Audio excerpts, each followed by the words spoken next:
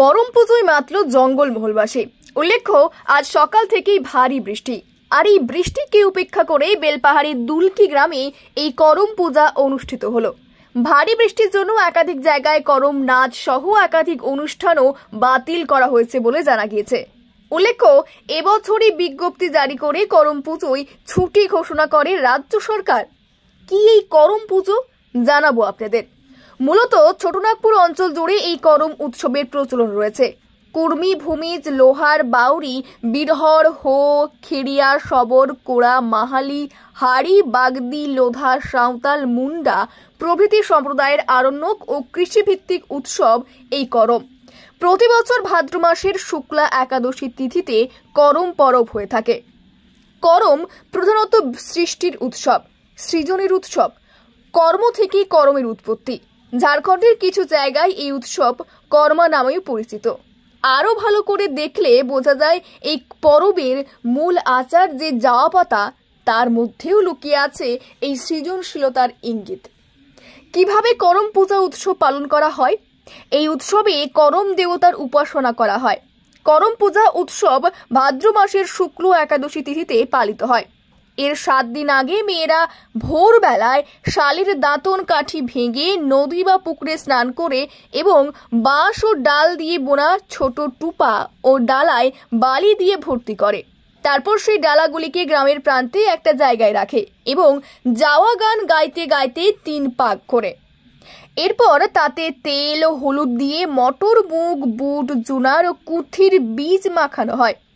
অবিবাহিত মেয়েরা স্নান করে ভিজে কাপড়ে ছোট শালপাতায় থালায় বীজগুলিকে বুনা দেন ও তাতে সিঁদুর ও কাজলের 3টি ডাক টানা হয়, যাকে বাগাল যাওয়া বলা হয়। এরপর ডালাতে ও টুপাতে বীজ বোনা হয়। এরপর প্রত্যেকের যাওয়া চিহ্নিত করার জন্য কাশ কাঠি পুঁতে দেওয়া হয়। একে যাওয়া পাতা বলা হয়। করম পুজোয় মাতল জঙ্গলমহলবাসী। উল্লেখ্য, আজ সকাল থেকেই ভারী বৃষ্টি। আর এই বৃষ্টিকে উপেক্ষা করে বেলপাহাড়ির দুলকি গ্রামে এই করম পূজা অনুষ্ঠিত হলো। ভারী বৃষ্টির জন্য একাধিক জায়গায় করম নাচ সহ একাধিক অনুষ্ঠানও বাতিল করা হয়েছে বলে জানা গিয়েছে। উল্লেখ্য, এবছরই বিজ্ঞপ্তি জারি করে করম পুজোয় ছুটি ঘোষণা করে রাজ্য সরকার। কি এই করম পুজো জানাবো আপনাদের। মূলত ছোটনাগপুর অঞ্চল জুড়ে এই করম উৎসবের প্রচলন রয়েছে। কুর্মি, ভূমিজ, লোহার, বাউরি, বিরহর, হো, খেড়িয়া, সবর, কোড়া, মাহালি, হাড়ি, বাগদি, লোধা, সাঁওতাল, মুন্ডা প্রভৃতি সম্প্রদায়ের আরণ্যক ও কৃষিভিত্তিক উৎসব এই করম। প্রতি বছর ভাদ্র মাসের শুক্লা একাদশী তিথিতে করম পরব হয়ে থাকে। করম প্রধানত সৃষ্টির উৎসব, সৃজনের উৎসব। কর্ম থেকে করমের উৎপত্তি। ঝাড়খণ্ডের কিছু জায়গায় এই উৎসব কর্মা নামেও পরিচিত। আরো ভালো করে দেখলে বোঝা যায় এই পরবের মূল আচার যে জাওয়া পাতা, তার মধ্যেও লুকিয়ে আছে এই সৃজনশীলতার ইঙ্গিত। কিভাবে করম পূজা উৎসব পালন করা হয়? এই উৎসবে করম দেবতার উপাসনা করা হয়। করম পূজা উৎসব ভাদ্র মাসের শুক্ল একাদশী তিথিতে পালিত হয়।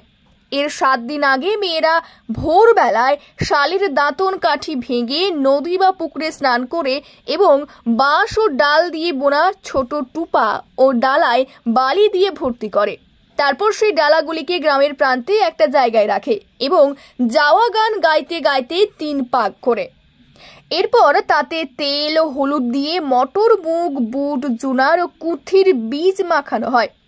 অবিবাহিত মেয়েরা স্নান করে ভিজে কাপড়ে ছোট শালপাতায় থালায় বীজগুলিকে বুনা দেন ও তাতে সিঁদুর ও কাজলের 3টি ডাক টানা হয়, যাকে বাগাল যাওয়া বলা হয়। এরপর ডালাতে ও টুপাতে বীজ বোনা হয়। এরপর প্রত্যেকের যাওয়া চিহ্নিত করার জন্য কাশ কাঠি পুঁতে দেওয়া হয়। একে যাওয়া পাতা বলা হয়।